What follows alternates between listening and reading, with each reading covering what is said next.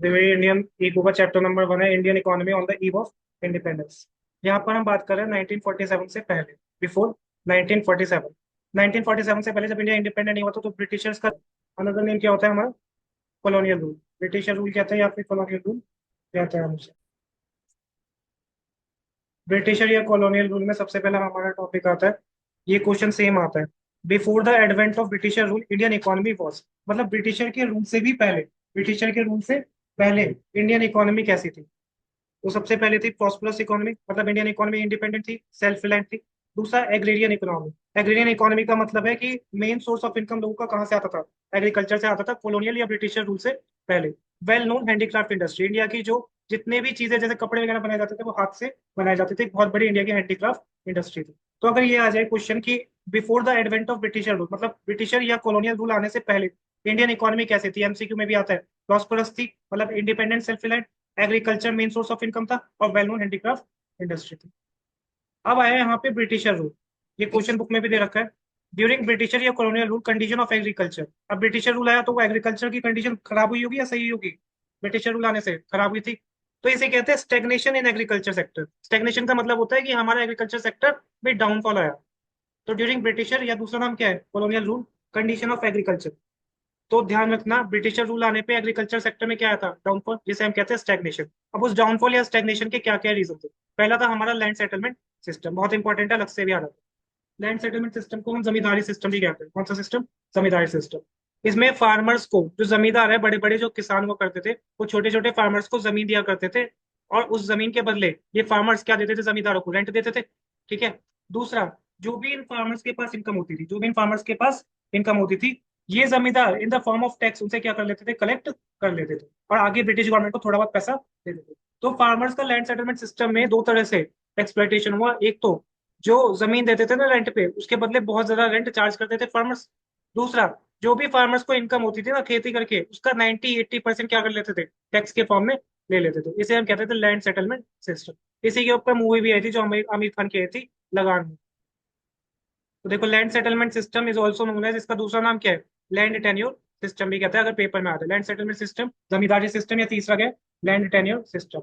इसमें जमींदार जो लैंडलॉर्ड है, और owners of the land and were given the right to collect the rent या लगान, लगान को वैसे टैक्स कहते हैं, right to collect the tax from the farmers. तो इसमें क्या करते थे, जो भी किसानों के पास जमीन हुआ करती थी, उस पर जो भी पैसा आता था, वो 90% या मैक्सिमम पैसा किसको दे देते थे? जमींदारों को दे देते इन द फॉर्म ऑफ लगान या फिर tax. Zamindar use to charge as much as rent and लगान, कर दो रेंट एंड लगान, as they wish. They exploited farmer by charging high amount of rent. अब एक तो वो जो जमीन देते थे उसके बदले रेंट बहुत लेते थे, और दूसरा, जो भी उनकी इनकम होती थी फार्मर्स की, वो भी क्या करते थे? मैक्सिमम टैक्स के फॉर्म में ले लेते थे, ब्रिटिश गवर्नमेंट ले लेती थी। तो ये था हमारा लैंड सेटलमेंट सिस्टम। दूसरा आता है हमारा commercialisation of agriculture. Commercialisation of agriculture का मतलब क्या है? अब ब्रिटिशर्स ये कहते थे, इंडिया वालों को ये कहते थे कि आप ऐसी क्रॉप्स को ग्रो करो जिसको मार्केट में बेच के प्रॉफिट जनरेट हो, पैसा ज्यादा से ज्यादा है। क्योंकि अल्टीमेटली वो पैसा जो भी फार्मर्स के पास आता था, किसको दे देते थे? वो जमींदारों को दे देते थे, ब्रिटिश गवर्नमेंट को। तो इन्होंने क्या कहा, ब्रिटिशर्स ने कहा कि आप कैश क्रॉप्स को ग्रो करो। कौन सी क्रॉप्स को? कैश क्रॉप्स को। कैश क्रॉप्स को बेच के पैसा ज्यादा आता है, जैसे कि कॉटन, जूट एटसेट्रा।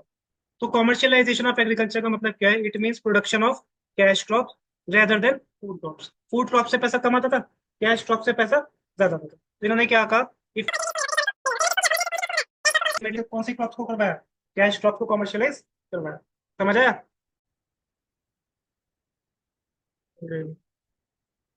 इसके बाद हमारा नेक्स्ट क्या हुआ था? Low level of.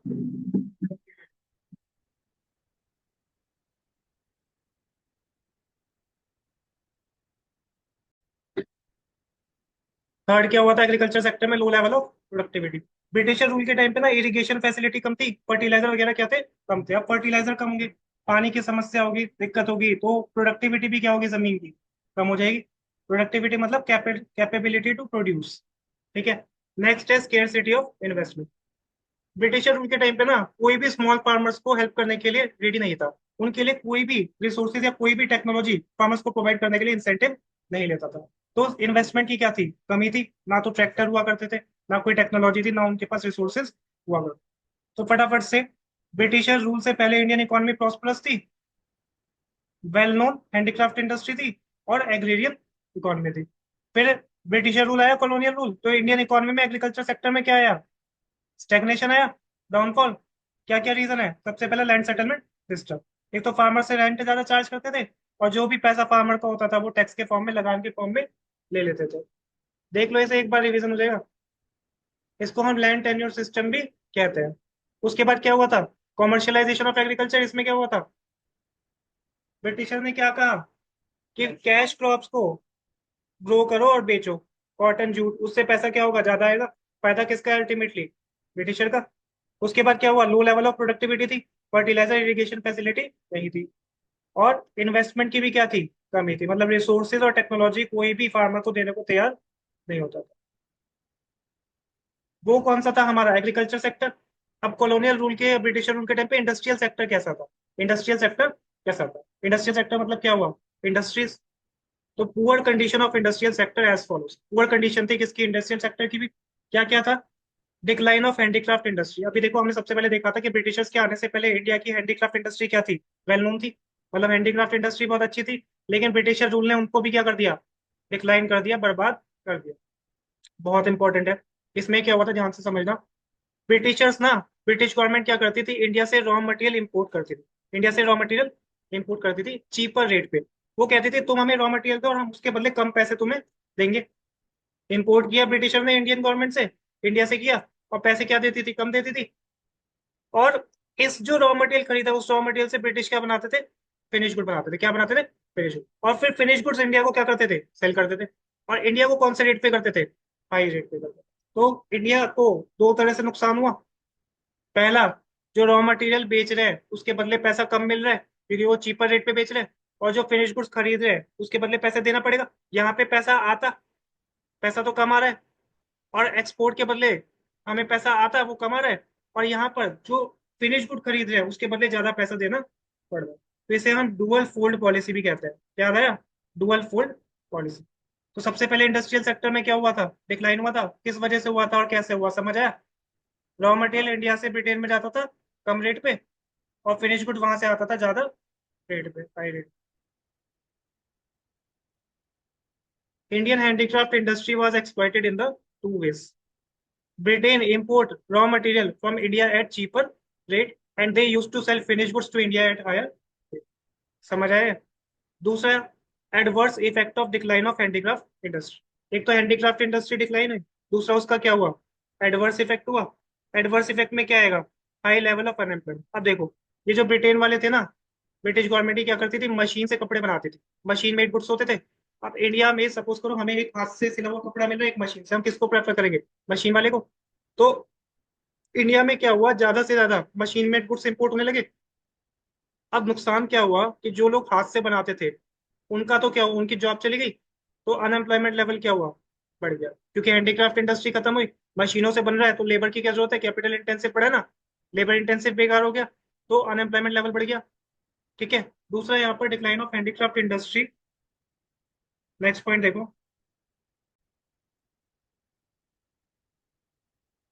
दूसरा देखो, decline of handicraft industry resulted in massive unemployment, क्योंकि people shifted from industrial to agriculture sector. अब जब इंडस्ट्री में लोगों के लिए काम नहीं बचा, मशीनें काम कर रही हैं, तो लोगों को मजबूरी में कहाँ जाना पड़ा? थर्ड, इंडस्ट्रियल सेक्टर में क्या हुआ? Import of finish goods.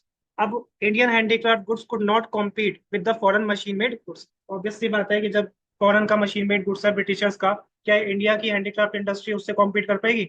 नहीं कर पाएगी। Therefore import from foreign increase and handicraft goods demand decrease. Import बढ़ गया और हैंडीक्राफ्ट की डिक्रीज, डिमांड क्या हो गई? डिक्रीज हो गई। Lack of capital goods industry. Next क्या हुआ हमारा? जो कैपिटल गुड्स इंडस्ट्री है उसकी कमी हो गई। कैपिटल गुड्स जैसे अकाउंट्स में पढ़ते हो ना, फिक्स्ड एसेट होता है।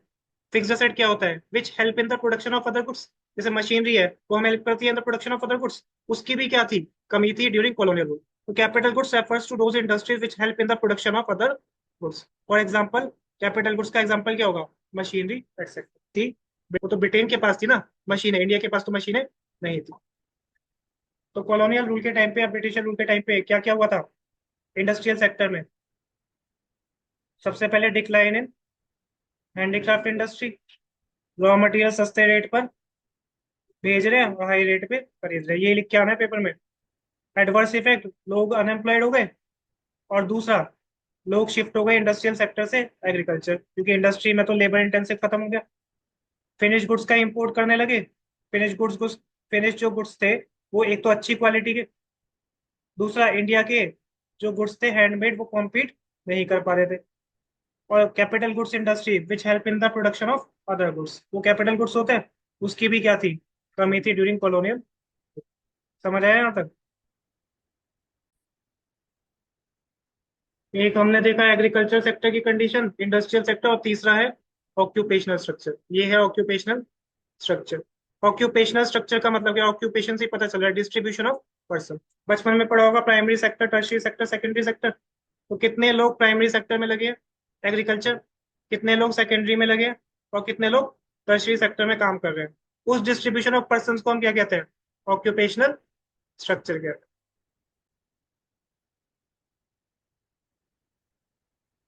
ऑक्यूपेशनल स्ट्रक्चर में डिस्ट्रीब्यूशन ऑफ पर्सन में सबसे पहले प्राइमरी सेक्टर में एग्रीकल्चर आता है, फार्मिंग, फिशिंग, माइनिंग, ये सब आता है।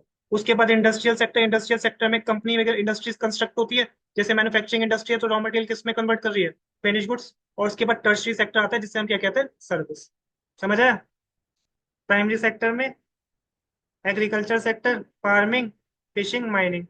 सेकेंडरी सेक्टर में कंस्ट्रक्शन इंडस्ट्री सेटअप होती है, और टर्शरी सेक्टर में सर्विसेज होती है।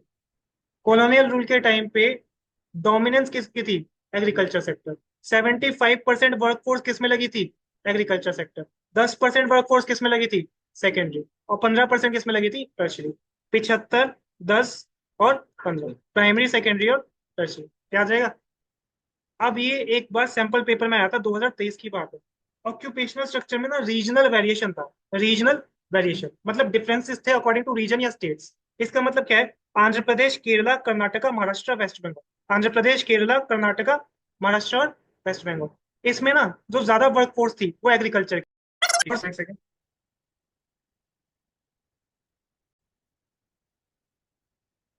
तो आंध्र प्रदेश, केरला, कर्नाटका, महाराष्ट्र, वेस्ट बंगाल, यहाँ पे एग्रीकल्चर सेक्टर में वर्कफोर्स कम थी। एग्रीकल्चर सेक्टर में क्या थी, कम थी। और सेकेंडरी और टर्शियरी सेक्टर में वर्कफोर्स क्या थी, ज्यादा थी। जबकि कुछ रीजन ऐसे हैं जैसे कि Orissa, there was a regional variation during colonial rule. Explain it. कि रीजनल वेरिएशन था, मतलब कुछ स्टेट्स में एग्रीकल्चर सेक्टर में ज्यादा लोग, कुछ स्टेट में टर्शियरी और सेकेंडरी सेक्टर में ज्यादा लोग। तो उसमें ये लिख के आना है कि yes there was a regional variation during colonial rule in the states of Andhra Pradesh, Karnataka, Kerala, Maharashtra and West Bengal. There were high number of workforce या maximum number of people were engaged in the tertiary and secondary sector, and lower number of people या less number of people were engaged in agricultural sector। ठीक है? और फिर उस case में जो हमारा दूसरा है, उड़ीसा, पंजाब, राजस्थान, उसमें उसका क्या कर देंगे, उल्टा कर देंगे। तो कोई एक याद कर लेना, दूसरे का क्या करना, दूसरा तो उसका उल्टा हो जाएगा, अपना ऐप बना दोगे। ठीक है ना? उड़ीसा, पंजाब, राजस्थान में इसका उल्टा कर देना, एग्रीकल्चर ज्यादा, सेकेंडरी टर्शरी सेक्टर